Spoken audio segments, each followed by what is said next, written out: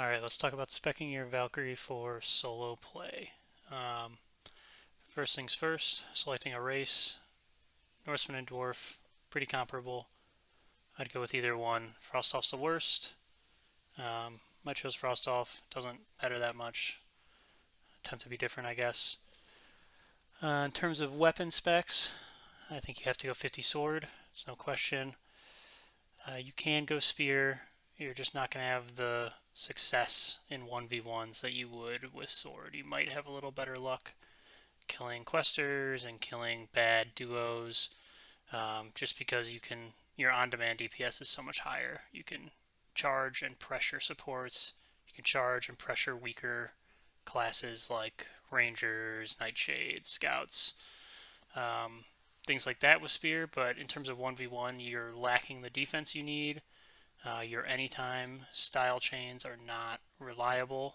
Um, Windmill here is not a very good anytime style. It's got a lower hit bonus. It's got a lower growth rate than its equivalent in sword. Um, Roundhouse is obviously great, but you have to advance to it as a spear player against a lot of the opponents you'll be fighting, which will have 30 to 40% in up to two defenses. Maybe then another 10 or 15 in a third. You're not gonna get the roundhouse very often while you're trying to attack, especially with the new fumble changes. You're just not. You're gonna take a ton of damage. You're not gonna get to your roundhouse very consistently. So if you want to go spear, go spear. I would advise against it. I would go sword, 50 sword. Anything other than 50 sword, you're not making the right choice. You need Ragnarok. You need the DPS it offers when you have an opponent stunned. Your anytime you'll be relying on is Polar Rift. Good style, nothing wrong with it. Good growth rate, decent hit bonus. I don't use any of the off block or off parry styles. Maybe there's a case to be made for messing around with Stiff's Revenge and Ice Storm to get the bleed up on people. It is a haste debuff. You will be blocking a lot. But for my dehaste, I use Northern Lights here, the level 8 frontal style. Use it at the start of every fight. Get it up on your opponents. Try to keep it up. Something I fail at a lot is if my FSLS doesn't proc, I don't do a good job of re-dehasting consistently. 20 seconds is not very long, but that's an important style for you to use. And then I really like using this in combat, Odin's Bite and Odin's Death Blow. Is it the best choice? I think it's debatable. You'll see in some of the clips I have that it can do a lot of damage, and it's very easy to land if you practice it. Side arcs are extremely forgiving. Enemies can't avoid it, no matter what anyone might say. You can't avoid it. People are trying to sidestyle you, you'll be able to get this off for free. 150 DD is very nice, but it does get resisted a lot, and it is a second in chain, so it's not super reliable. So that's what you want for weapon. 50 sword, I think, no question. And then really you're using Polar Rift, you're using Ragnarok, maybe you're using this side chain. I think it's good. Maybe some people might say it isn't. And then you're using Northern Lights. In terms of shield, 42 shield. Anything that isn't 42 shield is not good. You have to have pin. This is essential for solo play. You need to be able to kite. Your character is not as strong in melee as a lot of the other classes you'll be fighting. It's not to say you're weak, but your health pool is low. Your defenses are good, but your weapon skill's awful. You'll need to reset fights. It gives you flexibility. It gives you ability to peel on yourself in 2v1s. I guess 1v2s, 1v3s. And slam is slam. I mean, it's probably the best style in the game. It's invaluable. It's on-demand stun. You can play around it. It complements your kit with your Ragnarok very well. This is what you want. You want 42 shield. None of the 35 shield stuff for the Valk. That's no bueno. In terms of mending, as a solo player, 33 mending. Easy choice. You don't need an instant res. You're not resing anyone. These spells, the health regen buffs, forget you have them. Get them off your bar. They're no good. Heal over time, you want this up constantly in combat. You should be able to manage your mana such that you can reliably, consistently cast this. It's 250 health, I think, and there's no reason not to just have it ticking at all times. You'll notice when you fight Friars, for example, their Holy Staff style is I think it's the same exact value or very close, and it's significant, very noticeable. 33 mending for the major heal. It's a huge difference between this 235 value, 2.7 casting speed heal, and the 307. A lot of times you're going to be getting just a few steps. You're going to be getting 1 or 2 heals off, and this makes a huge difference. It's essentially like having a larger health pool. And then if in the off chance you do duo or do small manning and you don't want to respec, you have this, which is great. Odin's Will, terrible line, absolute garbage. Get 12 points into it. We'll get the remainder of points into parry. So you'll have 14 points left over. You can get the level 13 Odin's Greater Claw here. I argue against it mostly just because I'm spiteful and I hate this line so much, but it might be a better choice to get it. I don't know. It's up to you. 12 or 13. You're not relying on this for damage. It's just an interrupt, but less chance to be resisted and a little bit more. I mean, you're going to be doing what? 15 more damage with it, tops, 10, 15 more damage, maybe 20. These are your interrupts, your cone pulse. You'll see in the clips, I bound my keys poorly, so I rely on this as my first interrupt. You should always be using this as your first interrupt in close range. Obviously at long range you have to use the instant. In close range, the instant pulse is the ticket because you want that cooldown to be started. So let's see, 8-second recast. So you can cast this, interrupt, cast this, interrupt. Then this will be up again pretty soon. If you need to, you can weave in this, and then you'll have a second tick of this. So you're essentially buying yourself over an extended period of time extra interrupts. In the time it takes for this to be back up, you've bought probably 2 extra casts of this, right? 8 seconds, 16 seconds, 24 seconds, maybe 3. Not that you're ever really going to be in a situation where you're extendedly interrupting, at least as a solo player like that, but, well, maybe you'll be in it occasionally, but that's pretty useful. All this other stuff is garbage. You don't want to be shearing stuff. It's like long cooldown, 37 points, keeps you from the stuff you need. So 12 points. Your snare cone is invaluable. I lean on it heavily as a solo player, even though it's level 12. And you've got to be aware that it does give them immunity to your pin. So use in emergencies only, but you'll use it all the time. Really good spell. And this, keep it up, just a little extra damage, whatever. Not very valuable. So there's the spec: 50 sword, 42 shield, 17 parry, 33 mending, 12 Odin's Will. Alright, on to realm abilities. I think you really don't have much of a choice. Every character, long win 1. Let's actually quickly bump this guy up to 701. Charge 3, purge 3. I'd probably start with charge. If you're working from 0, maybe charge 2, purge 3, charge 3, something like that. I mean, you're kind of SOL until you get both of these at level 3. Charge is great. It's a win against casters. It's a free reset on your health bar if you want it to be. It's allows you to beat Static Tempest. It's just a super flexible realm ability. It's your best realm ability, no questions asked. Purge, obviously, also super useful, pretty self-explanatory. Gets you out of slam. You're squishy. You don't want to be stunned. You don't want to be mezzed. You don't want to be controlled. If you can get out of it, great. There's also, as you get more comfortable with the character and solo play, there are niche uses for it, like dropping a set of debuffs when you enter a slam timer on a champion to get more damage out. Maybe there's an off chance you want to purge Grasping Roots, something dumb like that.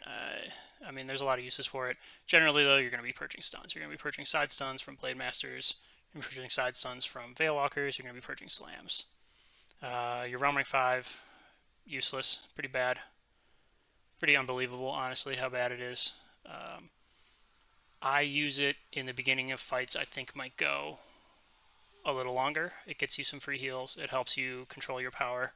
Not even guaranteed though. I mean, 75% chance. It's not even 100% chance. I don't know why this is in the state it is, especially when other characters get things like Badge of Valor, 100% essentially defensive abilities to reset fights, disarms, PBOE life taps, and we get a 75% chance to not use mana, which I don't know. Use it at the beginning of long fights. Use it, forget it. All it is essentially is a crappy power pot. In terms of passives, I like to do parry and block. I think that's your best investment in terms of passives. As a solo player, you don't need debt. You're not using debt for anything. You don't need any passive mana regen or any of this garbage. You shouldn't be getting AUG stats really, unless they're filler points as you level up or maybe at higher realm rank. This is your value. Most enemies have around 30 to 35% defense pen. So if you get both of these to level 5, you're getting 8 or so effective defense for blocking and parrying. Super valuable. It supports your kit well. You are a defensive / stall fighter in a lot of cases. So that's super useful. Extra points once you get these guys to level 5. I think Master of Healing is something to think about. Probably the worst of the options. Mastery of Magery, this increases your damage on your procs, which is valuable. Nothing wrong with that. You're proccing on almost every hit. Mastery of Pain, crits. You are swinging a lot in melee. You're swinging a two-handed sword at times. It can be nice to get big crits, get some extra burst during your slam, surprise an opponent who might not be expecting much. Wild Healing, I actually liked Wild Healing a lot when I tried it. Having the burst on your PBA heal, even if it's not that frequent, can be a big difference maker. But you can't go wrong with some combination of these, and maybe someone can do the math and figure out what's best. But I'm way too lazy to do that. So that's it for realm abilities. Just looking, I don't think you really want to touch any of this other stuff. And then some people do really like getting Icor 1 for catching opponents out, for resetting. I guess you can reset your snare if you fuck that up. Get a chance to catch kiting opponents. I don't get it really. I don't see the use in it, but I've seen good players say that it's something they like to get. So another thing to consider. IP is always good. If you're into that, I don't think it's worth the investment as a Valkyrie because you can pin and run. You don't necessarily need the instant heal in a lot of cases. Maybe some of your matchups where you can't get away, like the Blade Master, it's a good one, or a champion if you survive a Badge of Valor Static Tempest and you just really need that burst to kind of restabilize. But definitely not worth the points over these two actives, and I don't think it's worth the points over your defensive passives. So maybe down the line that's something you'd want to look at. And then we have champion abilities.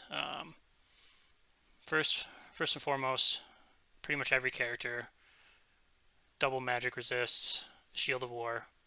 This is 5% damage absorbed for a minute every 5 minutes, so you're basically going to be using it every fight, especially with the population being low like it is now. When the population's high again, you're still probably going to be using it every fight. Maybe you consider your targets, consider your opponents, and save it, but very little reason not to pop it, and it's pretty nice.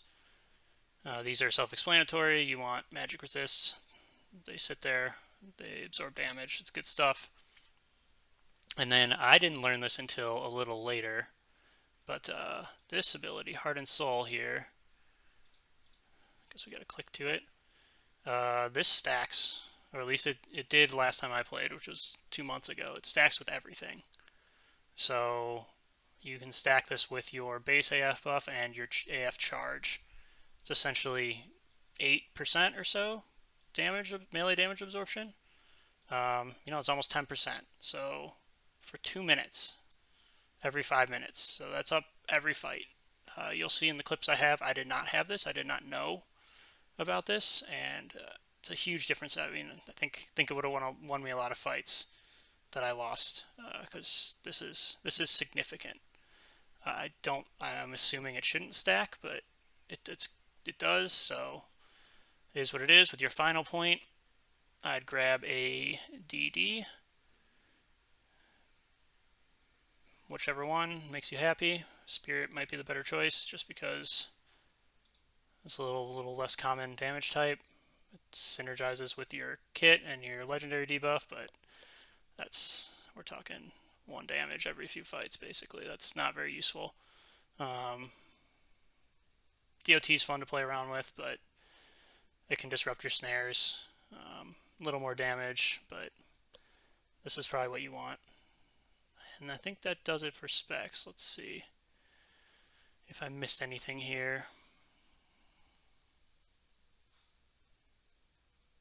Nope, looks good. Alright, on to the next. Okay, so let's talk Valkyrie itemization for a solo player. Pretty straightforward. I am not probably running the best template. I'm pretty lazy. It's good enough. It's got some high utility ROGs, but it's definitely not perfect. So I'll go over some of the items I have, some of the must-haves for the class. I think this is the best Hauberk choice, no question. Good 2As. The Omni Heal is awesome. 10% power and health. It's doubly effective for you as a class that has heals and relies heavily on a power pool. Astral Leg is a fortification. Excellent item as well. Just conversion proc. Seems to proc all the time. I think you'll see it a lot in the clips I play. And it's got good TAs, good stats. All around great item. Glad to have it. Is it as good as some of the other classes options? No, but it's what we get. So appreciate it. In terms of weapons, FSLS, always number 1. You have to use this. It's so unbelievably imbalanced compared to the other options. All the other weapon options, I feel like, in the game, honestly, for a solo player. 25% celerity for 1 minute. 40% dehaste for 1 minute. Like, why would you use anything else? I think it comes from a time or a server rule set where there are artifacts and other 2A items. Those don't exist here. This is the top dog. This is the best thing possible. So you have to use FSLS. Knowing that, you can use its shared stats with your legendary weapon, which is your other option. So you'll want a one-handed spirit legendary, which I think is this key for me. No, this key. Nothing special. It's got its own little melee, so you can put this in your template. 3% melee damage. The one-handed has it. The two-handed has it. No reason not to leverage that when you're putting things together. I put some strength and some sword on this. I don't know exactly what was going on, but I think I've got a matter hole in my template, so when I have this out, at least I don't have that. That's something you can definitely drop as a soloer. Not too much, but it's not the end of the world. You're not going to run into a lot of matter casters, people who do matter damage, people who use matter legendaries, but you will occasionally. So if you don't need to have a resist hold, don't take it. In terms of, let's see, I guess the shield, I like using this little small shield. The medium shield might be a better option. This one has a celerity on hit, super valuable. That's all that really matters. I like the small shield to just be able to swing faster. You're dehasted a lot. Pretty much always you're dehasted, and this allows you to get to your swings faster. I never did the math on the breakpoints. Maybe it doesn't ultimately matter. But medium shield or small shield, choose which one suits you better. I think the medium shield has better stats. Then for cloak, gotta have this. Gotta have your heal over time. This is your best charge. You'll want to use it to start or at the very beginning of almost every fight, depending on the matchup. Most matchups, non-disease matchups, this is This is huge. This is a 5% heal over time for 30 seconds. So what is that? 7 ticks, depending on how it works out. In my head, it's 25%, but it's more than that. It's insanely strong. Some classes have this on armor, but we have to use it this way, and there's nothing wrong with that. It's great. What else do we have here? I have the champion weapon on this character just to swap to during slams and stuff. I started using it a little later, right before I quit, but I don't think that works anymore. Depending on the fumble rules, you might still want to do it if it's a less than 9-second cooldown. But otherwise, you're using your legendary two-handed sword. This is your damage dealer. Get your celerity up, slam, swap to this. You're gonna kill people very fast in some cases. I think that does it for items. Just to get a quick idea of what you might be looking for in ROGs as a Valkyrie. Healing effectiveness, shield or parry. AF is always good. Some resists. I think I have 3 ROGs in this template. Again, more healing effectiveness, good resists, good stats. That'll help you put everything together. My template is not the best. Let's see here. Do this. You can see I skimped on mana resist.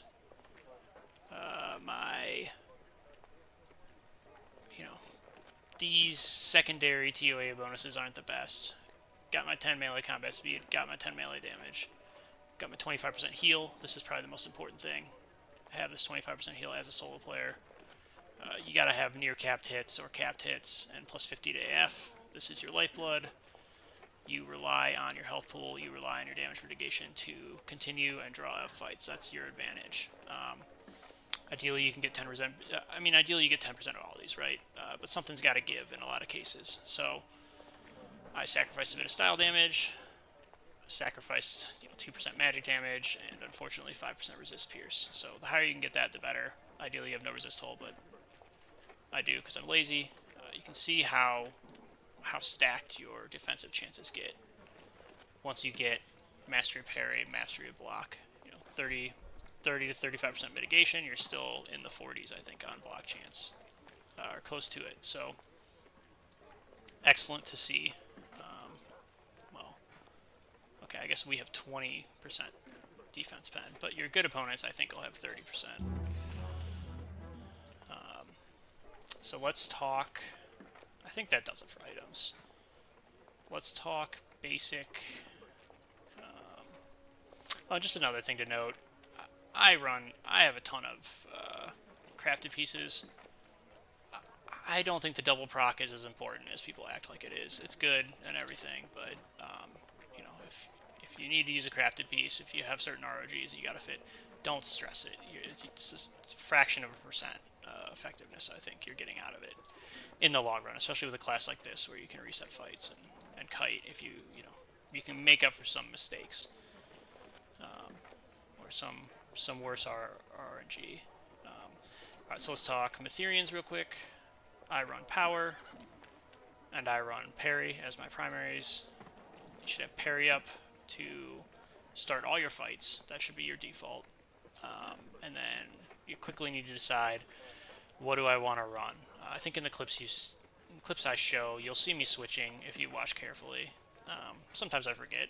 Obviously, I'm not the best player, but I try. I try to be active and try to be aware of these things. But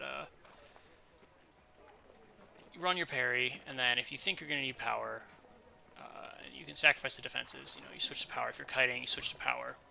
Makes a huge difference in the amount of power you get throughout a fight. Ticks in combat, I think it's like, I don't know how often it ticks, but it gives you a pretty substantial amount. You should get about 7%. Some people like to get the sleeves that also have power regen. I think that gives you about an extra 2% per tick. If you can fit them in, great. I wouldn't stress it too much. It's not the end of the world. You can always just keep running a little bit. And then I also have a Safe Fall Metherian, just good to have. You might need it. I don't think I play any clips where I use it, but gives you a chance to get away, reset fights, chase, stealthers. I mean, as a solo player, you're not going to be dealing with walls too much, but still good to have. Be ready to click over to it. If you can commit a button to it, that's great. And while we're on the topic of buttons, I highly recommend thinking carefully about how you bind things. I went into the season not planning to use a gaming mouse, an MMORPG mouse, and I regret it because I have dumb things like this is Shift R, this is Control 3, so it makes it hard to get to them easily and quickly. I got used to it, obviously, but not the best. I would recommend getting a Corsair gaming mouse or something equivalent where you have the 12 side buttons. I got that a little late, but you know, plan out your keys, try to do things that are intelligent. Know that, for example, Odin's Retribution here, you're going to need to get to quickly to be effective at interrupting. That should be your first cone interrupt. I lean on this guy because, frankly, Shift R is a lot easier for me than Control 3. And that's, that's something, if I play the Valk next season, I'll change. I'll probably change all my keys around. In terms of recorders, I run, let's see, so this is sidechain at any time. This is frontal dehaste and back snare. And then this is my, my damage abilities, my positional damage abilities. That's all I really run. I think some of these are legacy buttons that I have. You don't need much else than that as the Valk. Maybe you want to use the up blockchain, you be my guest. I don't bother with it. And I have these all bound to mouse keys, to my side Corsair keys. So when I'm fighting, I don't have to reach off the WASD to hit numbers. I can just click on my mouse. It makes it way easier to do stuff. To land your side style consistently, to try to avoid enemy side styles. It's just much smoother. Try to leverage these MMORPG mice, leverage your single tap buttons near your WASD for your important abilities. Again, Shift R, Control 3, bad setup, dumb. Don't do stuff like that. You're going to need to get to these abilities very quickly. Those aren't good keys to have them on. Bind all your swaps. So I've got all my swaps on my mouse keys. Two-handed swaps. Metherian swaps. Everything really easy to press, so while I'm running around, I can quickly swap between all my weapons and my Metherians. So I think that pretty much does it for key setup. I mean, you're going to need to hit this. You might want a recorder to self-target, cast your heal over time, and then target nearest enemy or last attacker, depending on how you want to configure it. I personally don't like doing that. I like having a separate self-target button and a separate heal over time button, just because the self-target on its own is very useful. And then, there's going to be situations where you don't want to cast heal over time on yourself. You want to cast it on someone else if you end up playing duos or trios ever. So your self-heal over time key is essentially taking up another slot. And you're going to tab target anyways, right? Or at least I do. Maybe that's bad. Tab targeting in this game is awful compared to World of Warcraft, but yeah, I don't know. Just consider what you're doing with these things and giving yourself the most flexibility. And last but not least, let's talk quickly about charges and potions. I don't think I missed anything here. I like to use these stupid little totems for heal and power. I don't know if they're better than the potions. I'm an LGM alk, but I don't even bother crafting potions for myself. Maybe health potions and power potions are better.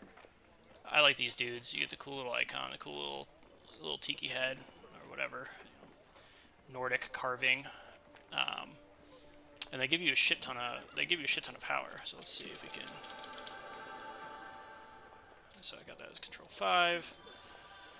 I mean, that's pretty nice. What was that, 35% power? I wasn't really watching. So you're going to want that in combat. I think the heal is not as valuable.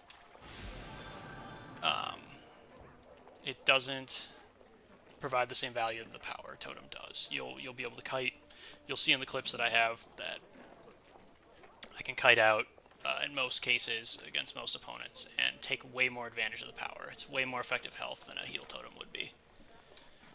In terms of kind of your order of operations in a fight, your job as a Valkyrie, and you'll see this in the clips, I won't talk about it because it's too hard to keep track of all that stuff, but your job is to manage your power pool from the first moment you start fighting.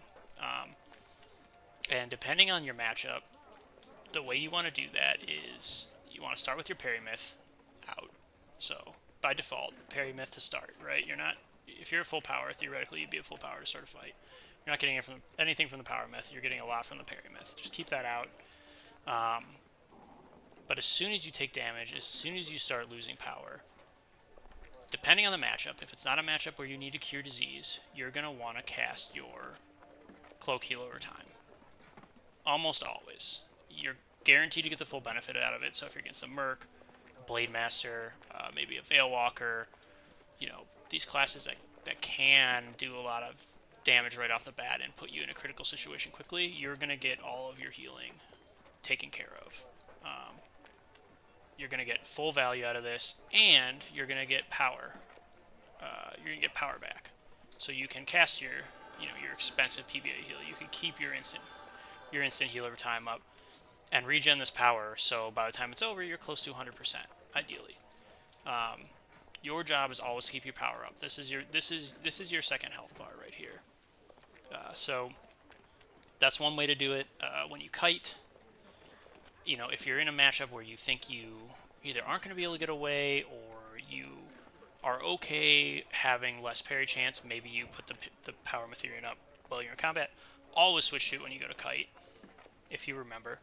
I forget all the time because I'm not the best player and I make mistakes, tons of mistakes. You'll see them if you watch the clips. But you know, that's the goal, is to manage your power as best as you can. Appears that I'm stuck, so I guess we'll do the rest of this while I'm standing in this boat. You cast your heal over time to start the fight. Again, unless it's a matchup like a Veil Walker, a Stealther, something where you're going to get more value out of your Cure Disease charge. That's 30-second cooldown. Classes that can reapply disease, you're going to be getting way more health. You're going to be opening up kiting opportunities. You don't want to pop that healer time right away against those kinds of classes. Like I said, with the Veil Walker, it's 50-50 how you want to play it. But against like the Merc, BMs, champions, just cast the heal over time right away. You're guaranteed a full value. You're going to keep your power topped off. Your other power tools are your Totem and your Realm Rank 5. This thing's a piece of crap, but theoretically, depending on how the rounding works, you can get 3 casts of your... I think you can get 3 casts. I mean, it depends. I guess depends how that 30-second cooldown works. You can get 2 to 3 casts of your PBA heal for free, maybe. Or you might get none, because this ability's a piece of shit. And you get some heal over times for free, and these are expensive spells, right? So it's a pretty good thing. You know, that's 40 power. This is 64 power. You can save a ton of power with this. So Fire and Forget, use it in the beginning of the fight. I think I say that in the character building phase of this video. And then you want to use your Totem or Heal Pot. Again, look into which is better. I just use the Totems because I'm lazy and you know, not an enthusiastic min-maxer. You can buy them from the little dude at Endure Time for bounty points. So you need to keep your power topped off. That is your initial. That's an initial responsibility and an underlying responsibility throughout all your fights, to use those charges proactively. I think that does it for kind of the basic setup and basic strategy approaching fights. Don't know if there's much else to talk about.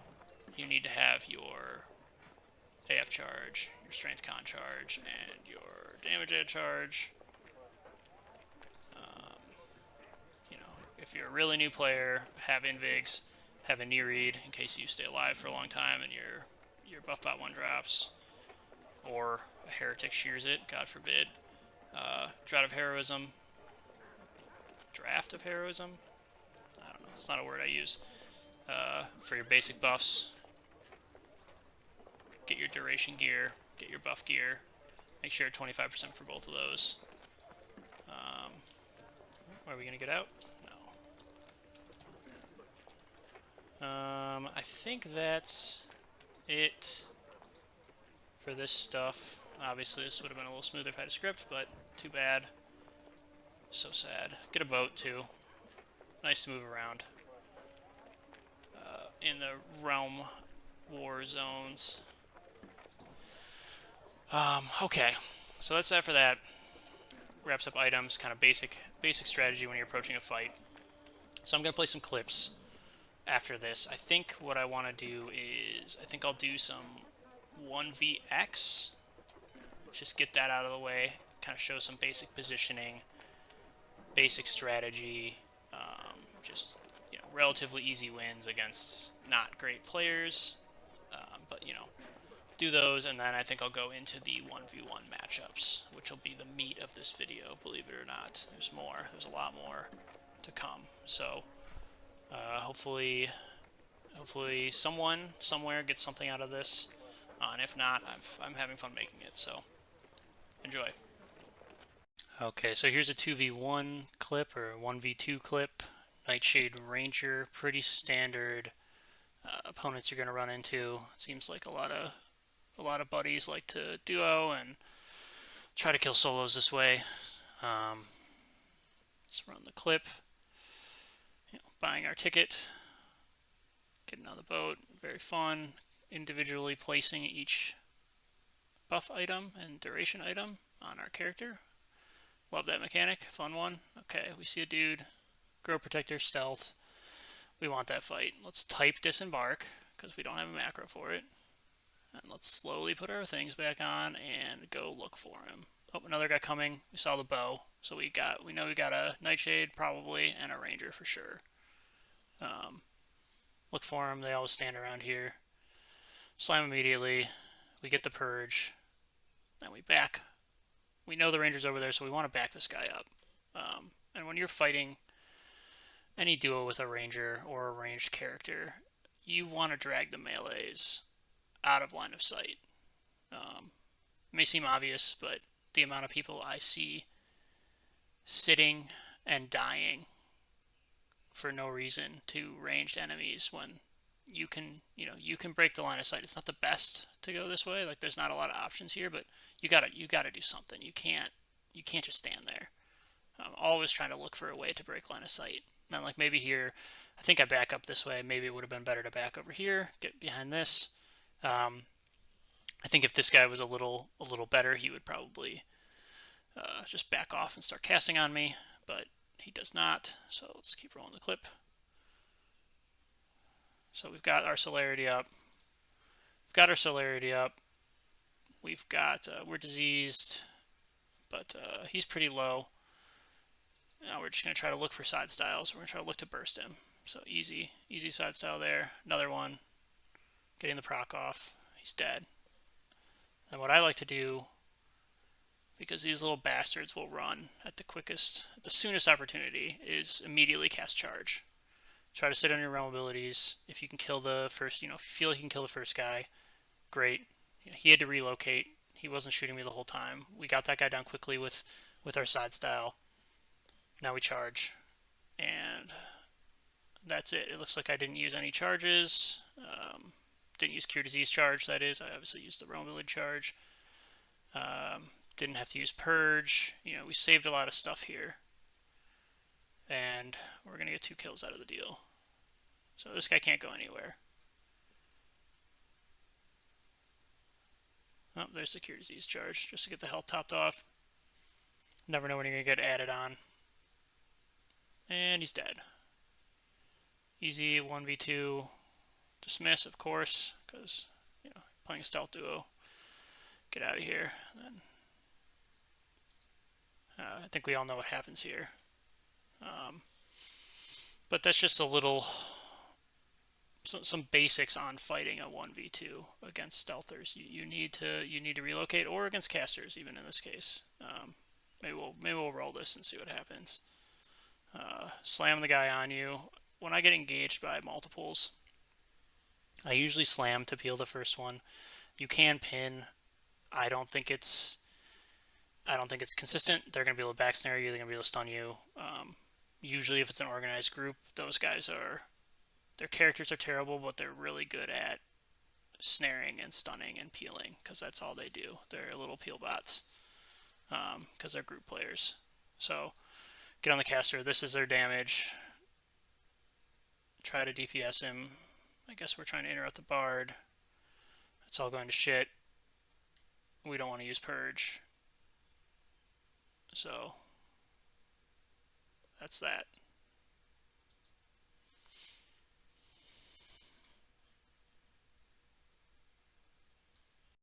Alright, we got another 1v2 against a Nightshade Ranger. This time leaving CK here. Mid, as usual, is getting the ship pushed in. So we got a port here to try to go anywhere, try to get to the solo zones. And as a solo player, you're at a huge disadvantage in these fights that take place at docks or right outside keeps, because you don't have all your charges up. Normally I'd have AF and damage add up as well, and you don't have your charge timer. So you can't even heal over time.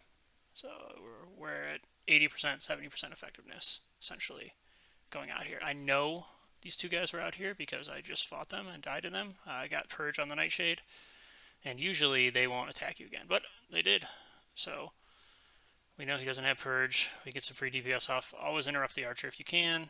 Pay attention to where he's going. Try to flick and hit him with a cone. And again, like the last fight, this guy, I guess, is going to follow me. So we're just going to drag him out of range of the archer. We're going to sit on our charge if we can. You could charge and go sit on the archer. I don't think that's the way to do it, because eventually, unless you can kill him, I don't think I know if he didn't use Purge the last fight, I don't believe, so I don't know if he has it up. If he even has it, he's round rank 3. But that's a lower percentage chance if you charge on the archer. You're much better off killing this guy who's already low and just breaking his line of sight and interrupting him. So we've already interrupted him once. I don't think my flick cone hit him, but now we can easily drag him out of line of sight. Can't hit us. The Lurricane's following us. Archer's trying to reposition. We're just trying to polar rift this guy. Nothing crazy. Keep our heals up. Don't use a charge. We don't have a charge, I don't think, to get rid of this disease. So drag this guy out of line of sight, kill him, and of course, here's what they do every time. As soon as they're in danger, they're going to run. They're going to suicide on guards. They're going to cast a little speed. That's why I like to just pop charge. You get the gap closed, and you can use some of your cones, your instants to try to break at least their breakable speed.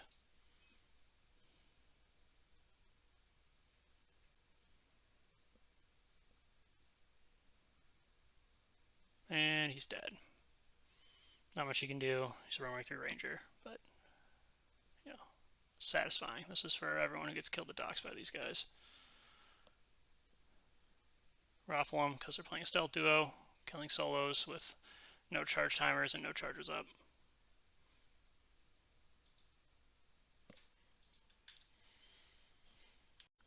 Alright, the final 1vx fight I could find. I know I had some better ones against like actual duos and stuff in April, but I wasn't recording, I guess. So here's this one. Ends up being 3 scouts. I think it's important in these situations to make your decisions quickly and to mitigate damage as soon as possible. So look, of course, they're camping the solo zone because, what else would a scout do? To be fair to them, the class blows. So, alright, right there, off the bat. I think it's almost always, as I said in the other 1v2 clip, I think it's always worth stunning the first guy. You force him to either purge, or you don't have to deal with his damage for 9 seconds. You don't know what the outcome's going to be when you get to the second guy. Is there going to be a third guy, which in this case there is, or what's going to happen. So stun him, mitigate his damage, or make him make a decision and use a realm ability, and then stun this guy immediately.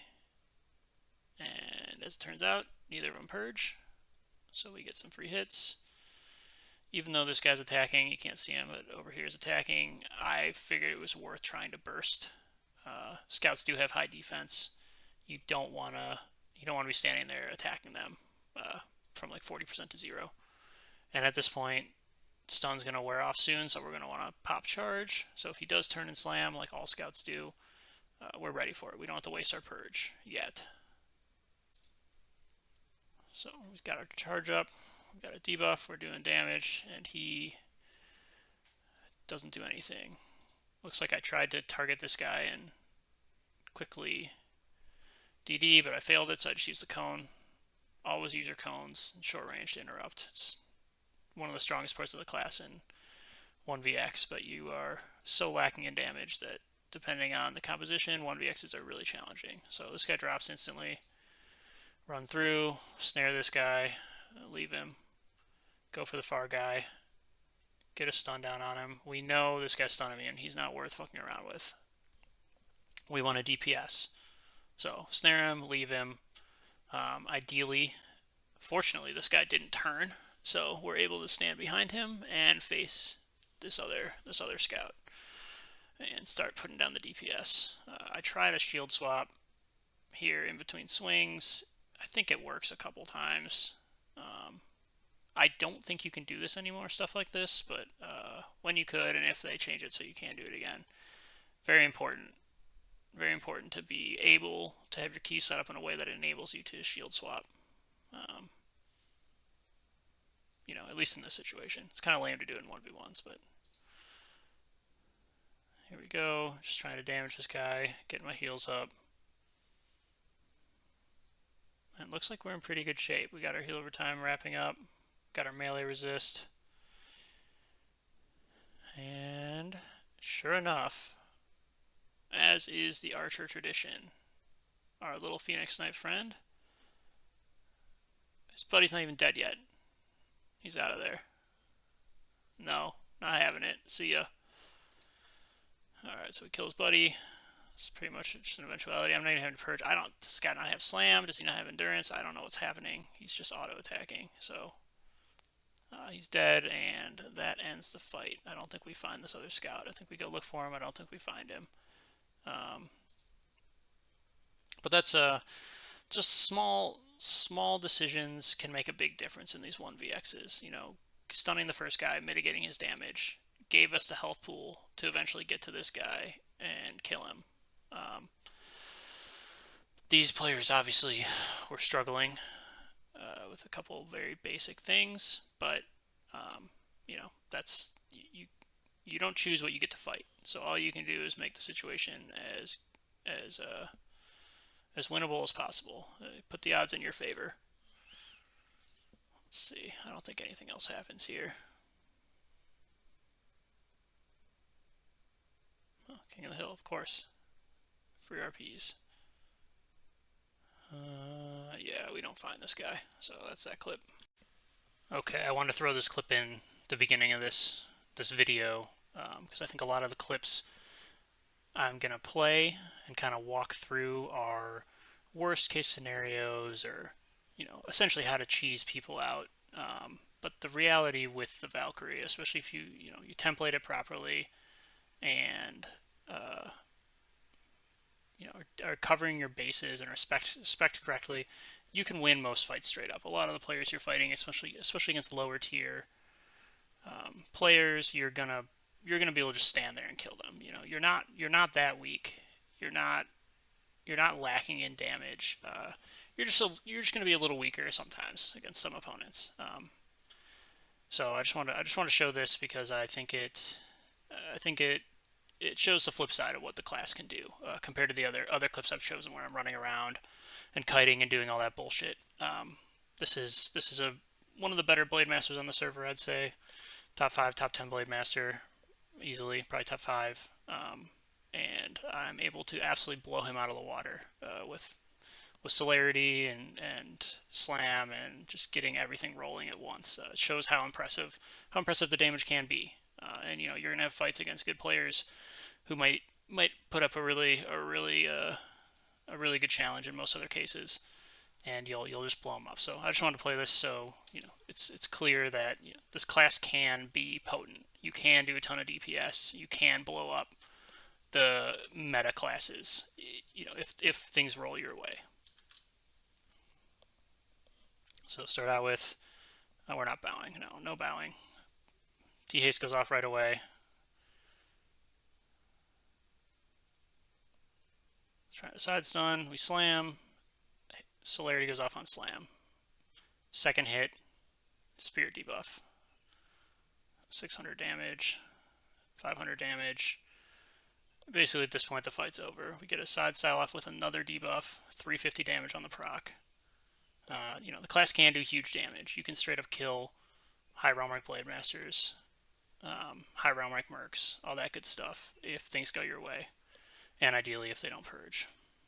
So just wanted to show that to kind of give some context for the other stuff I'm going to show, which is just all kiting and healing and dragging fights out, making opponents miserable.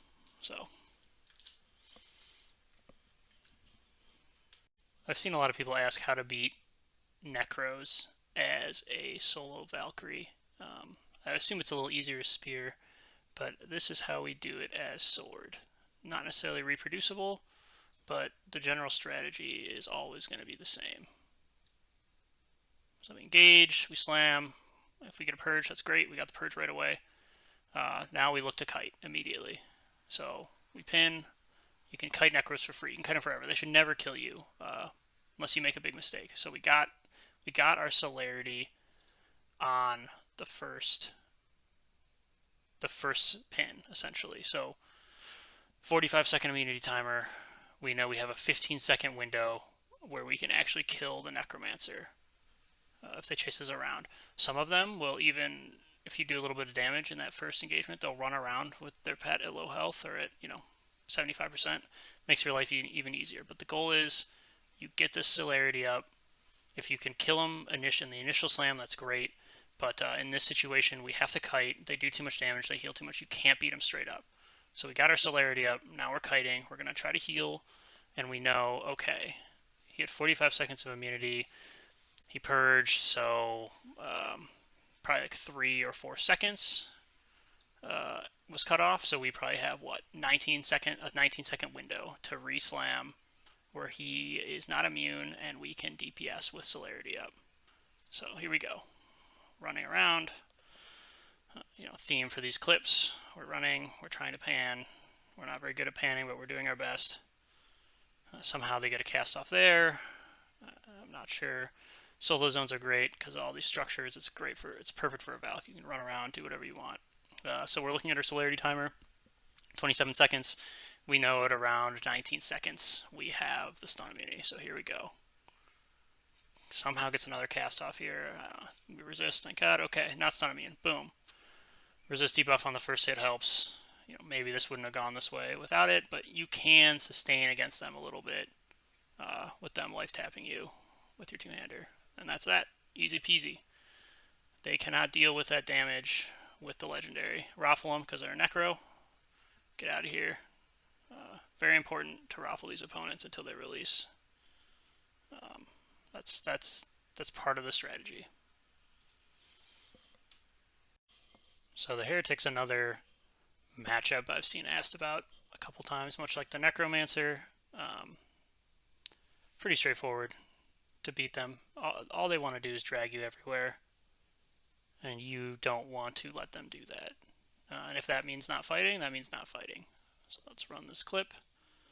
We're running around the solo zone. Seeing the people standing there for whatever reason. I don't know why people do that. Oh, Heretic out of nowhere because we weren't panning properly. Get the snare up. Look to start the fight. Make him react. Okay. Now, this situation is what he wants. This is what the Heretic wants to do. They get you snared. You have no recourse. You can't get to them. this thing lasts. It feels like it lasts forever. It feels like it's like 80%. I'm sure it isn't, but now you need to think about getting away. We'll see what I do. I probably don't do that right away. Maybe I'll try to interrupt. Can you heal out? Okay, yeah. Run away. Run, run, run. Break line of sight. Now, another important thing to note is to beat these guys, if they're played decently or they're templated well, it really helps to have charge. And purge can also be nice, but charge is, I think, essential. Because you need to be able to eat a snare timer, and you need to be able to keep the pressure up. Because you do no damage to them, or you do very little damage to them until you get celerity up, and they will eventually stun you or snare you, and they will run, and then they will kill you very quickly. So let's see, we're healing, hugging the cliff. See if we can close the distance again. Nope. He snared us again with his castable. Try again. No dice. No, resisted our snare. Run back. Don't commit. Whatever you do against these guys, you cannot commit. They want you to commit. We don't want to do what they want. Okay, he's casting speed. I'll try to cast speed as well. See what happens here. Okay. He's going to overextend. We might get melee rage. Nope. He's tricky. He's slippery. He's running. Okay. We're out of here. Get the heal over time up. Break line of sight again. We don't have to fight him. We can leave. So let's go find a reset. Charge is almost up. No reason to overcommit to a fight like this. This is the same. There's a couple classes like this, a couple casters like this. Smite clerics are kind of like this. They want to drag you into the field, and then they want to kill you. I think heretics are the most potent of those options against the Valk, just because they can kill you in slam, or essentially kill you in slam. So we got our heal up. We're full health. We got charge. Okay, and he's just standing here. Look at this. Free engage. Charges up. We don't want to eat the snare. We get celerity up. We're swinging. He doesn't know what to do. They never know what to do in this case. So they just keep trying to do the same thing. Now, what's important here is you want to use maybe 10 seconds of your charge timer to DPS. Try to get your celerity up. Try to advance your game plan. And then you want to use your slam. Because if you slam right off the bat and you're overlapping charge timer, you're essentially losing 9 seconds of charge. And 9 seconds of DPS, 9 seconds of getting your celerity up before they can get away. So always something to consider. Charging casters, charging things like heretics. You want a DPS for the first 10 or so seconds. And then, especially against heretic that has a little bit of defense, you want to wait to use your slam, but you want to give yourself a window where you have a couple attempts. So that's what I did here. And let's see. Immediately purge. Back snare. Style I didn't talk about during the character selection. I do use the back snare. I think I have it coupled with my front dehaste on the same key. It's nice to have, it's better than pin. It does some damage.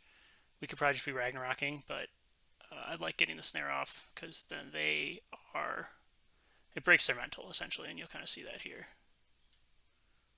He doesn't know what to do. Can't run. And you get the kill.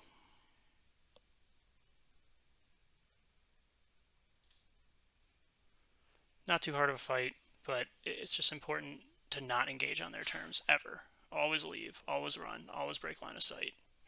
If you engage on their terms and you're not super confident, you're dice rolling. And the dice are stacked in their favor, because that's what they want. Alright, here's a longer clip. Couple takeaways from this one, but let's roll it. See, running around the solo zone. This is 75% of what you'll be doing as a solo player. I guess I started it too early because, nope. Okay, so Tech, Lurking, Silverhand, Nightshade. One of your worst matchups is the Assassins, the Nightshades, the Infiltrators. I've never seen this guy before, at least at this point, so I have no idea what I'm getting into, but, right off the bat, we can make some assessments about our opponent. He used Strength Con Poison. That is a sign that this is likely not a very good player or not a very knowledgeable player. If an assassin is not using the dehaste right off the bat or not using it at all, as the case is in this fight, you should be able to steamroll them or kill them pretty easily. And you should know that you can sit on your realm abilities. Normally, against an assassin, you have to be quick. You have to burn Purge. You have to, well, you want to use Purge when you can get their snare off of you. At least that seems to be the best way to win consistently if you can't just alpha them. Against the better assassins as a Valkyrie, you want your Purge to get their snare off of you so you can kite. You can purge the snare. Ideally, you catch the disease as well. They reapply everything for free, but you get an immunity for the snare. And then you can kite, and you can reset the fight. And ideally, if you kite properly and keep distance, you can keep them out of stealth, you can interrupt their casting, and you can heal. But in this case, there's none of that, and I didn't have a good clip of a decent assassin fight. Usually, I just lose, to be honest, against the good assassins. The dehaste poison is too much to deal with. They can reapply everything instantly for free. They proc celerity quickly. They do insane melee damage. You are debuffed to shit. You are not hurting them. It's a nightmare matchup, essentially. You can win, obviously. You can win by purging. You can win by kiting. Sometimes you can just win straight up, but very rarely. So, this guy attacks me. I know something's not right here. Almost immediately.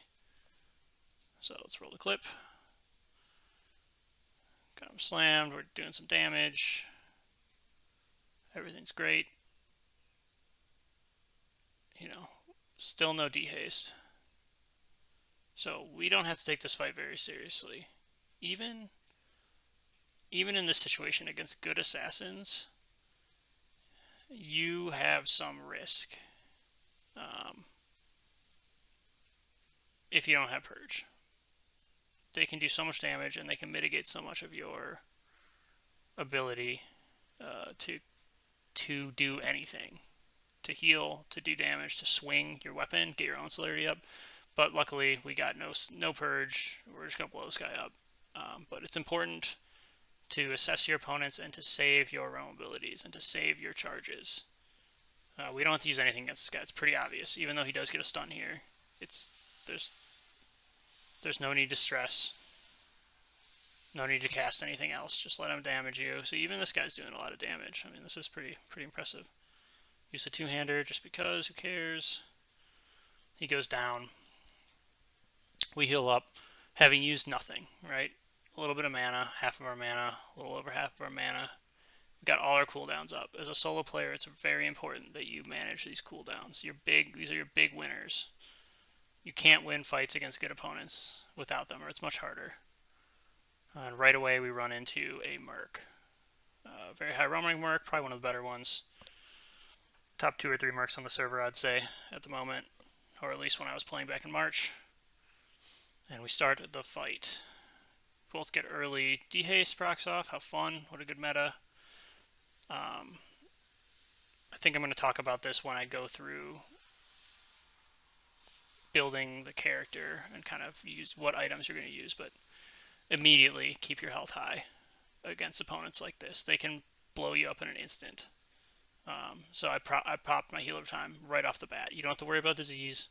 This is the only charge you need to use. Keep yourself topped off. You're guaranteed to get 25% value. Also, my mana was low, so we'll get a little restore. Purge the stun. No reason to eat it. Get our own stun off. They get a purge. Okay, so now we're back on even footing. We're just trying to heal up. We're trying to do a little bit of damage. Assess if we're going to need to kite. It doesn't look like it at the moment. We're just fighting, and they pop DT. So now, I usually think it's a good idea just to kite DT. Ideally, you can pin them. Maybe you need a charge. I think at this point, I felt like I had enough of an advantage that I could try to weather it. That's dumb. That's a poor choice. Look, our health is already almost even. These These light tanks are so strong. And with reflex attack being what it is, which is imbalanced, they do so much damage. So we leave. Charge away. Reset. Wait for a DT timer. Try to heal. She's moving pretty fast. I don't know. I guess get re-engaged. We still got charge up though, so no stress. Just get the distance again. We want to get to full health. We want to get some of our mana back. We can't win in a straight up fight. She's a 63%. It's not low enough. So we stun timers up, get our stun back up, and I'm sure I've mentioned it in other clips, but always track your stun timer. You need to know within 5 or 10 seconds, ideally within 1 or 2 seconds, but you know, if you can keep it within 5, you're in pretty good shape of when you can restun, because that really is your lifeblood as a Valk. So look, things are going great, right? It looks like we're going to do well. We're a little low in power, but maybe we can win. Nope. Pops a heal. We are going to pin and we are going to run. We need power. We can't deal with this without power. It's too much damage. 60% health on a Merc is a lot for you to deal with on a Valk. Kite, kite, kite, kite. We're running. I believe I have my Power Mytherian up at this point. If I don't, I put it up shortly. There it is. Power Mytherian. We're going to try to get some ticks with that. And we are just going to keep running. This is one of those situations where they're going to probably hit you eventually just because of how the game works. But if we can get out of combat and get a couple power ticks, you know, every power tick we get is more health we heal. So keep running, keep running. Alright, we got slam timer. Boom. Get the DPS down. And then we're still not at full power, so let's keep kiting. They can't heal. We can. We can interrupt them. We can disease them. There's no reason to overcommit to the fight against a class like this. I let her catch me. Whatever. It's fixable.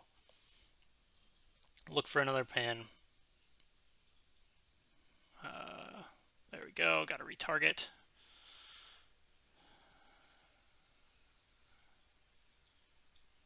Getting him low. This is looking good. It looks like we might be able to get a win.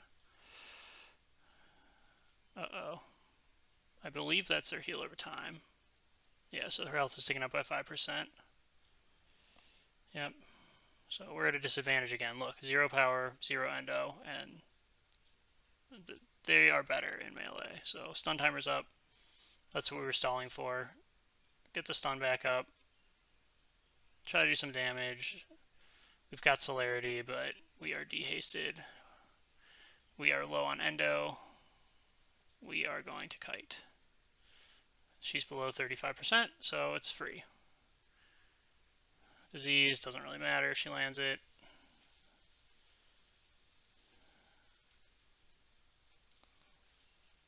Now they're on their back foot, and that's the thing with the Valkyrie is against a stronger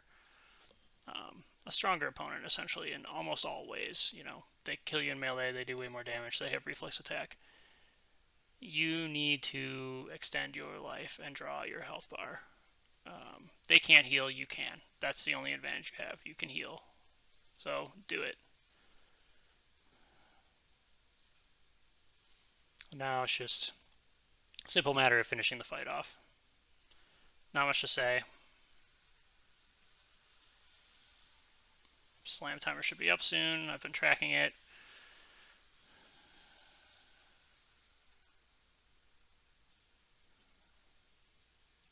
Looks like we can just kill him. Oh, there's another heal over time.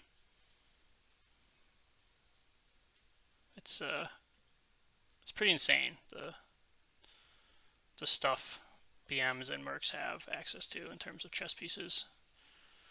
Between the 5% heal over time and the ridiculous heal over time the Blade Master's got. But there's a win against a much stronger character, essentially, in straight up melee, and it's only because we extended the fight over and over again. Take advantage of our heals, and we can eventually win against a Merc. Okay, now we've got a fight against the Blade Master. I think they're the strongest class in the meta.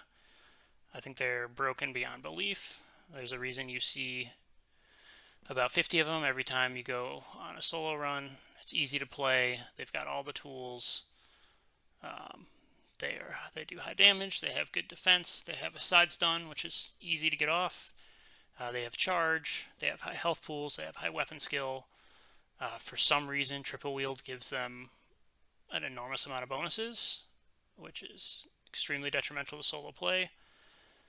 They have reflex attack. They're absolute monsters, and they're all armor 5 or 6 or higher. Every single one you fight. It's very rare that you find one below that point. So here we go. We got high realm rank for Blade Master, pretty decent one. Standing and watching two other guys fight. So, we're not going to bow, we're not going to be polite, but we are going to engage lightly. We're not going to walk up and rag. Just run up, do a little side style, somewhat polite.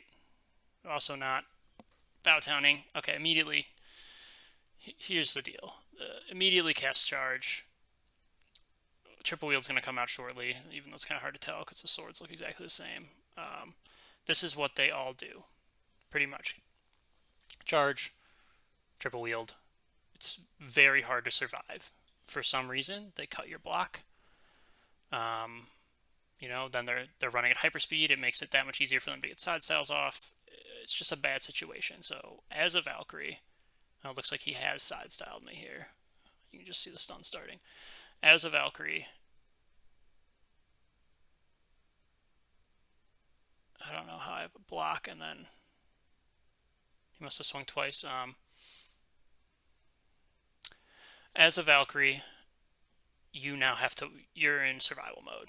You need to weather the storm and reset the fight. As with most matchups, that's kind of the deal. Weather the storm, reset the fight. You're not the alpha dog here. Okay, this guy is. Big old Blade Master. So, purchase done. We can't be taking free damage. We just hope we can parry. We can block. We can get our cooldowns ticking. Get our health sooner. Even though it's such a short stun, you just can't eat it. And then pop our heal over time. Pop our Roaring 5. Pop our Shield of War. If we had the little Champion 60 AF buff, we would pop it here, but I didn't know about it, as I said in the beginning of the video, so we don't have it. Our character's much worse. These fights probably wouldn't look as bad if I had that. This one I think would probably go pretty much the same way, but alas. Here we go, survive. We're in survival mode. We're waiting for charge to be up. It doesn't really matter what we do here.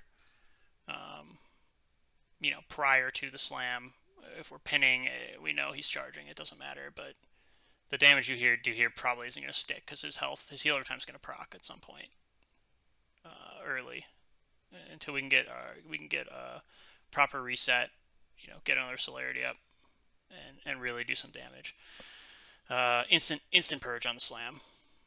It's good play by him. He wants to keep using his triple wheel timer to do as much as possible. So we're weathering. We're pinning. Still not working. Trying to run. We're not going anywhere. Okay. It's looking really bad. 25% or snare by default. No endo because I guess they also have endo drain weapons. Fortunately, we've got our disgusting leg proc up, helping us stay alive. And here we go. We got our heal over time coming up. We've got our proc, big heal, get us above that 35% threshold for move speed. Finally, we get a pin, clean pin, get distance. Now, no reason not to heal the full here. You want to keep him interested. Guess he casted disease. That doesn't really matter that much. This thing does not last long. It's annoying sometimes, but it does not last very long. So we got to get to full health. Run. We do a lot of that here. Cure the disease. Keep kiting. Now he can't catch it. He can't do anything. We know his charge is out. We know his purge is out. We know his triple wield's out. So we are not in control, but we are closer to being in control of the fight. Keep healing. No reason to let him catch you before you heal the full. Or get close. If he starts running away, then you do have to recommit. But we're going to be basically full health. Use our snare. We're not planning to pin him anytime soon. Hopefully. Okay. he pops realm rank 5. For all you new players, that is the Blade Master realm rank 5. Don't attack them while they have it up, because they'll stand there and they'll reflex attack you and kill you. There's some pretty funny videos you can watch of people doing just that with no armor on, killing bad players who stand there and attack them. So we want to take this chance to get our extra 10% health and then start just casting our CL abilities. And usually about this point they start to react. You can see him thinking about it. And let's just watch this. Notice tracking him perfectly. Okay, not at your side, but you get side stun. It's okay. That's just how the game works. You know, you see people saying, you can avoid them. You can't. You can delay it a little bit, but you can't. You ultimately can't avoid these stuns. It's just part of the game. Maybe it's an NA ping thing, but you can't do anything. Just accept that it's going to happen. Do your best to delay it, but they're going to get a stun off on you. All right, so now we're trading again. Slam, some lag or something. Try to do a little bit of damage. We don't have celerity up, so we're going to swing like 3 times in this slam. Pretty good shape though. He's at 50%. We're at 82. We know he's got snare immunity for the time being, but we can just stand here. We can do some damage. We're in a pretty good spot.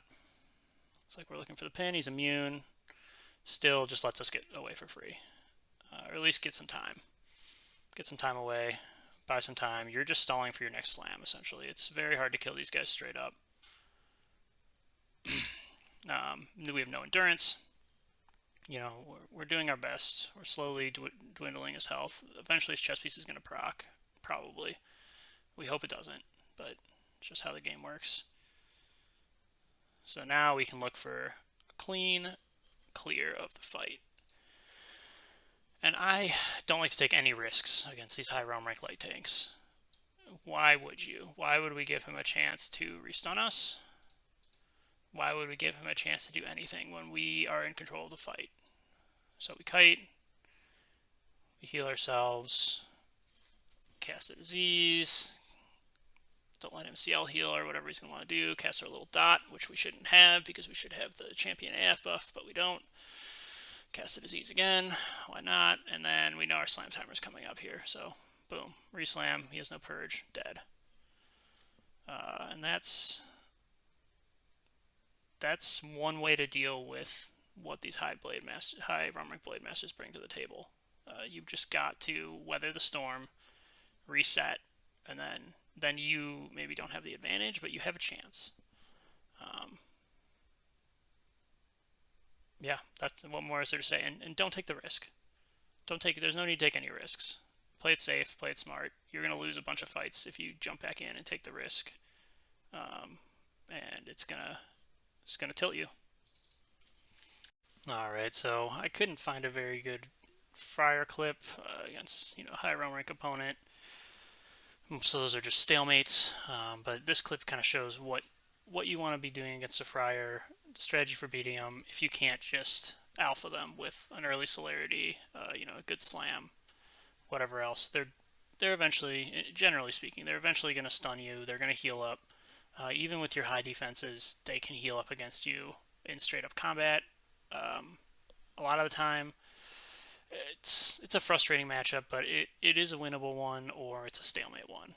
Your only losses against Friars, if you're playing correctly, really should be they get a parry stun off on you, you don't have purge, and they ST, and it's just too much.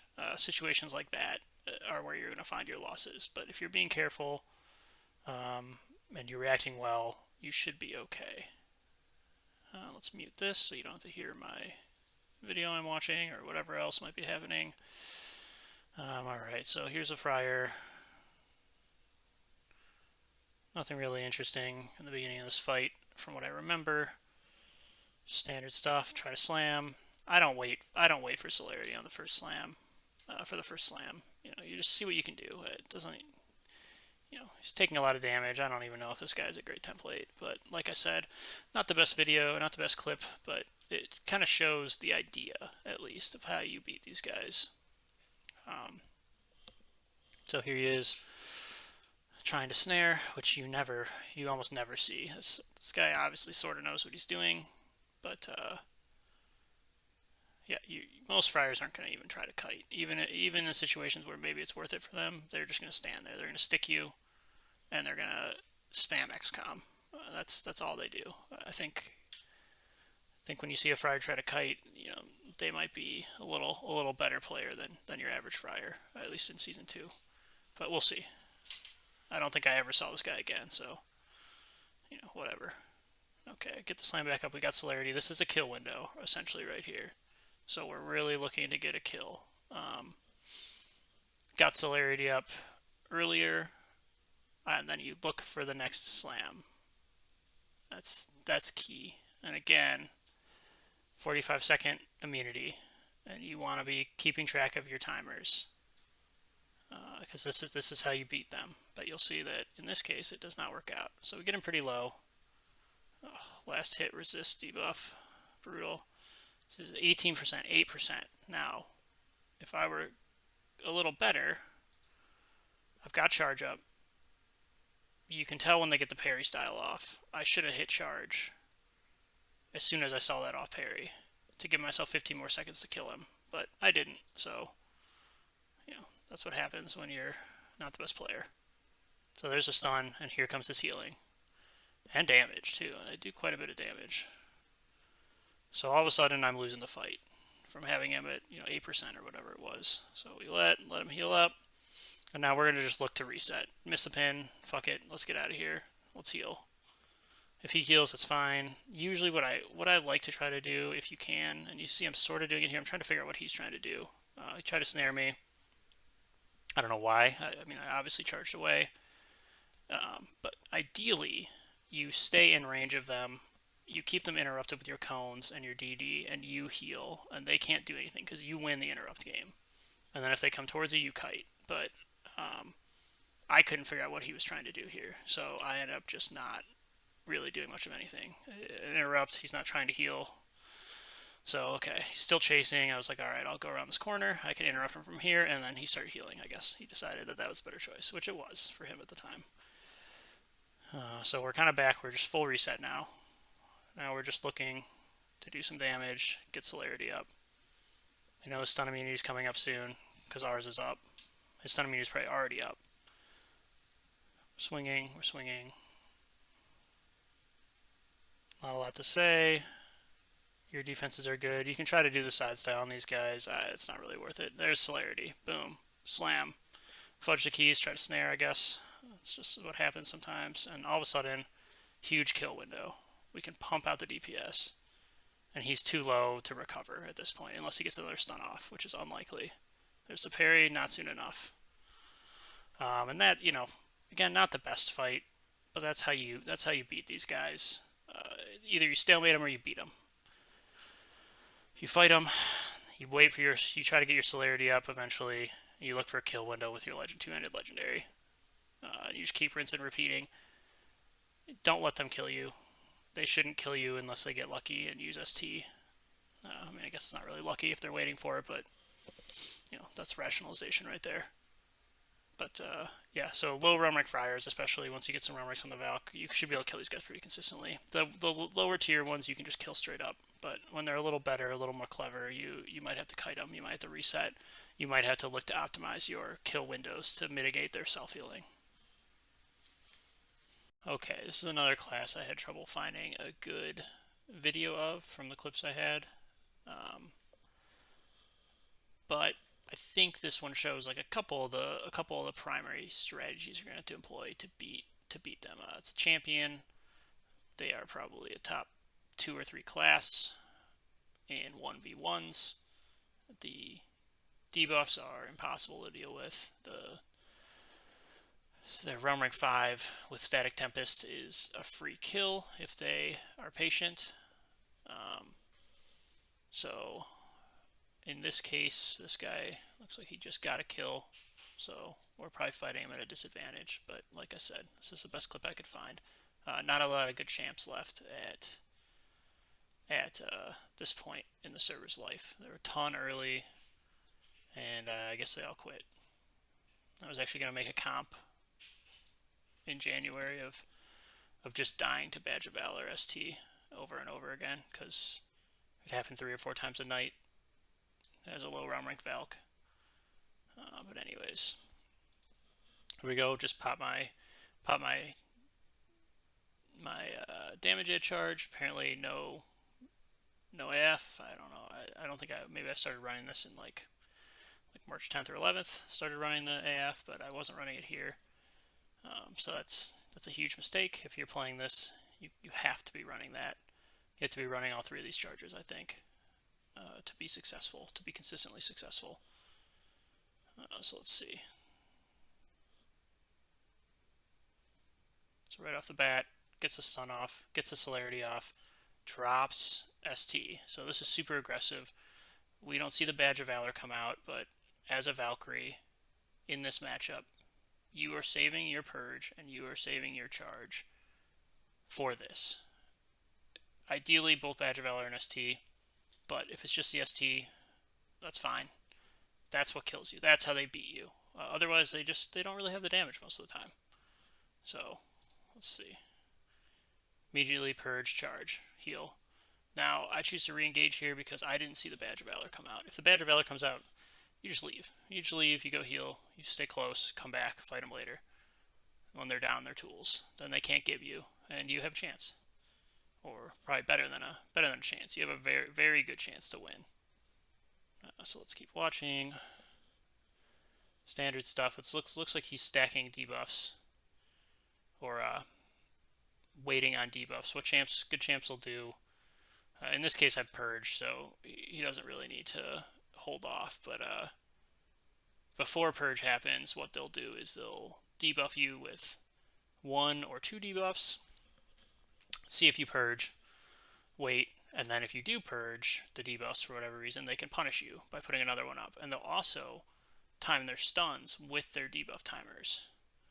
So as their debuffs tick down, they'll stun you and have a fresh set of debuffs. So you can't purge both their stun and their debuffs. Very tricky. There's some very good champion players on this server that do all sorts of nasty stuff to make it so you have to use your purge very well, or else you're just not getting any value out of it. So let's see here. Just trying to DPS. Nothing really is happening. Not hitting very hard. There's a dehaste. Some side styles, get some procs. You're comfortable trading with this class in a 1v1 face-up situation. But the debuffs are so potent. You're hitting like a noodle. And here, you can see the strength con dropped. My health spiked. I probably got scared, and I was like, power's getting low, health is getting low. No reason to sit here and risk dying, right? So let's get out, fight a little more. But we're looking to run now. Reset. Gets the snare down. Pin is very high percentage, so you've got a little bit of space. So keep going. Cast maybe speed, see what he's doing. Whenever you're in this situation and you're running, your opponent casts speed, if you aren't snared, you can just wait till they get in range and DDM, and then they're running the same speed as you. No harm. But in this case, he's going to catch up.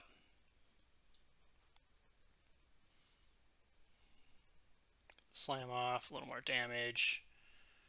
Again, we're not in any real danger, but we don't want to be here if we don't have to be. Slam. Let's get a little more damage on him. He can't heal, we can. So outside of a proc or a charge, he's not regaining that health. But we have no mana. So let's get some distance. I assume at some point I put up my power Matherian. See if we get a power tick, how high it is. 7%, yeah. So we got the power Matherian up. Cure disease, cast a heal. We're back close to full health. Keep fighting, keep grinding. It's a grind fighting these guys because they debuff you so much. You can't do damage. Keep fighting, keep fighting.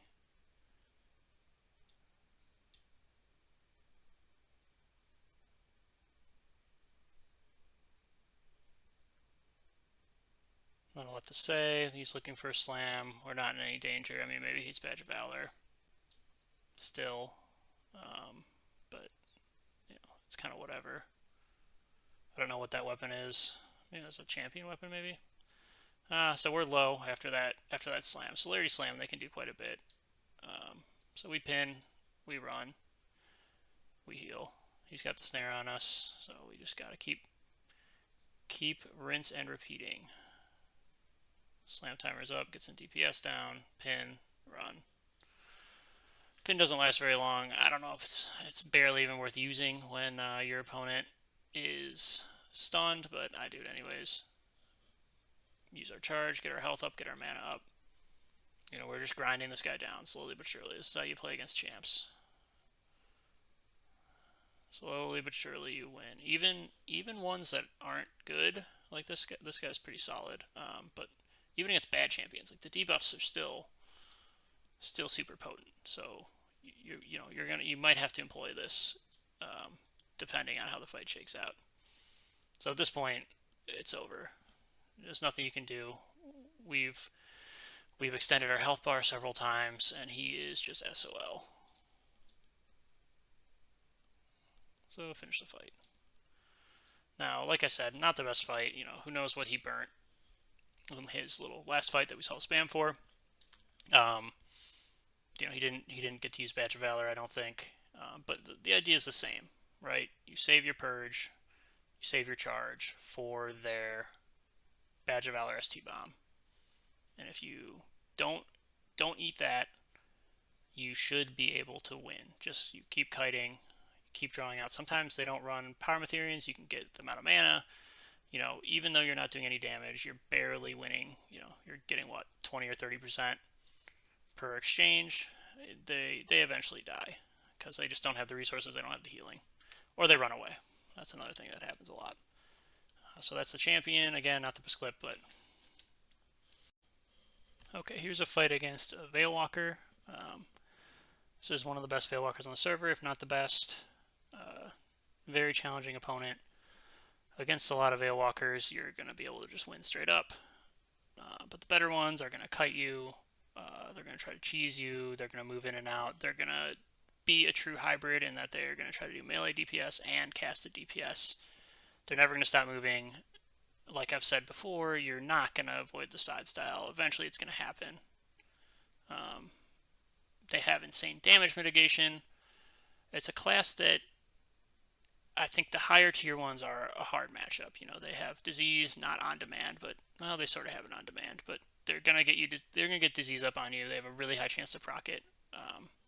In melee, they have a very strong realm rank 5.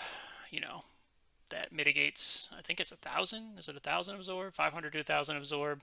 It mitigates a ton of damage, and you'll see I'll pause, I think, at some point on one of my swings, and you do, you know, 15 to 35 damage to them when they have that up. So essentially, as a Valkyrie, I'm looking at that and I'm thinking, okay, that means I've got to whittle this down, I've got to reset. Like all the other fights against challenging opponents, there's a lot of resets involved. Lower tier ones, you can alpha them.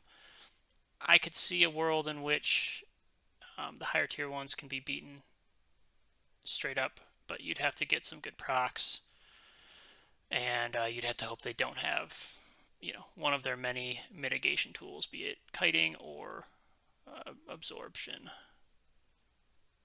So here we go, looking to the fight. I assume this is lag. Let's see. Yeah. Trying to cast. Don't let it happen. I like to open with slam pretty much always. The fight's going to go longer than 45 seconds unless one of us gets very lucky. So we open with slam, make them make a decision, get their health down. Easy peasy. They've already got an ablative up from something. Do some damage. Get a little side style off. A little extra damage. There, I think that's the realm rank 5 right there. So we can look and see. Oh, regardless. So their game plan is to kite you. They're going to use their grasping roots, which for some reason is a frontal root that gives no immunity, so they can perma kite essentially. And your job as a little Valkyrie here is to, as they go to kite out of range, you want to ping them with one of your cones right off the bat. That gives you extra time to either weather the remainder of the grasping roots, or in this case, I guess maybe I just wasn't grasping roots at all and you just got out of range on me. You're buying yourself time, so you can save your single long-range DD to interrupt. So you always try to ping them just as they're getting out of range if you can with a cone. So there, right there, I got him right at the max range with the cone. Can't do anything, has to reset, and now I'm in a position where I can make a decision. If that's running, if that's trying to cast something, you can win the interrupt battle against these guys, depending on what instance they're willing to use. And sometimes they'll use their snare, and that gives you immunity to their grasping root style, which is great. But in this case, I choose to chase. They start casting again. I'm too late on the interrupt. Unfortunately, I resist the damage component of that. So now we're just fighting again. The reason I re-engage there is if my health is higher and their health is lower, I want to be in melee, generally speaking, right? There's no reason not to keep pressing the fight. They're potent in melee, but they're not that potent. So let's keep going. So of course we're diseased. We're always going to be diseased. It's just a fact of life. Clean side stun there. No excuses for that one. Here we go. Kiting again. And this is a situation where, okay, we're at 65. They're at 96. Okay, you can kite if you want to kite. That's fine. We'll just duck in here. We want to heal. We're not at full health. We don't. If you go to cast on us, we're just going to go heal. No reason not to. So we'll cure disease. They react quickly, as always. Try to keep them interrupted. They're looking for another Blizzard Blade. They get it off, unfortunately. I'm going to blame ping. It's obviously not the reason. Okay, we got our slam. We're going to see what we can do in terms of DPS here. Just keep trying to damage them. We're still working through double absorb. So, I mean, we're hitting for 32. It's absorbing 51. And this is just a fact of life against these guys. Pretty high power drain there. Keep going. We get stunned again. Blizzard Blade, and this is looking really grim right now. In a lot of cases, it's over. Fortunately, we get a resist, which helps.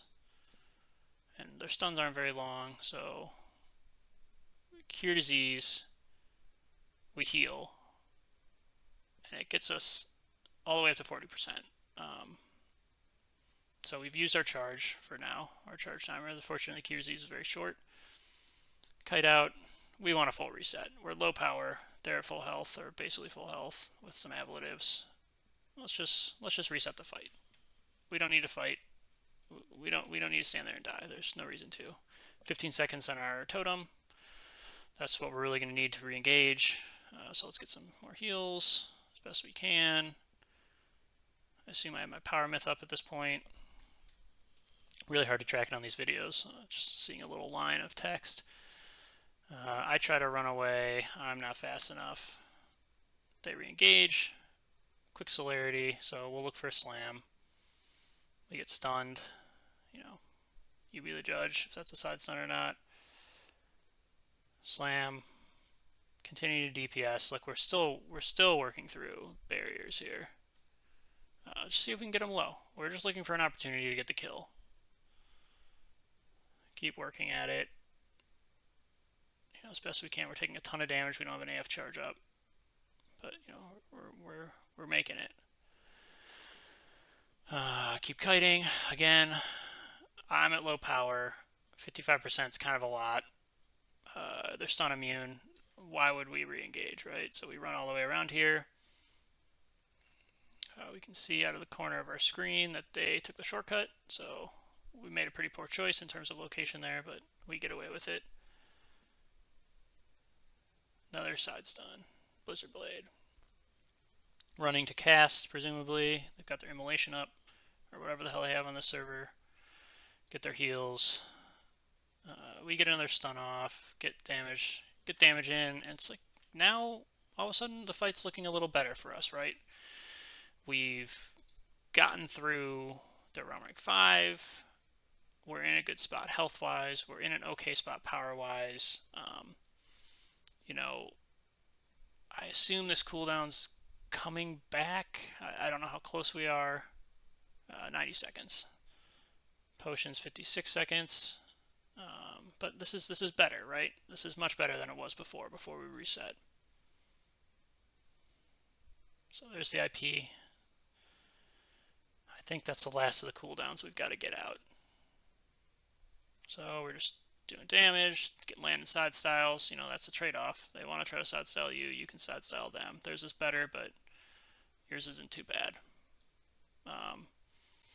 And here we are, stunned, snare immune, which is very nice. I think that happened back here to get an interrupt as we ran. And that's something that really puts you in the driver's seat as a Valkyrie. If they get their snare on you and they break it and you have immunity, they can't permacut you anymore. So let's go back to where we were roughly. Got the stun off. A lot of stuff happening in these Veilwalker fights that you have to pay attention to. There's the IP. Again, we're just doing the side styles, trading side styles. Your defenses are better. You come out ahead in this situation generally. Although the 4 to 5 second stun is very strong. Okay, so there's an Ichor, which was very smart to reset our root immunity. So that clears that snare immunity and allows them to kite again. So here we are. We got our little, they got their grasping roots off. A really good play. So we have to interrupt them on their way out to give ourselves some time to, react. So again, we duck away. We don't want to chase. We don't want to give them any health. We can heal for free.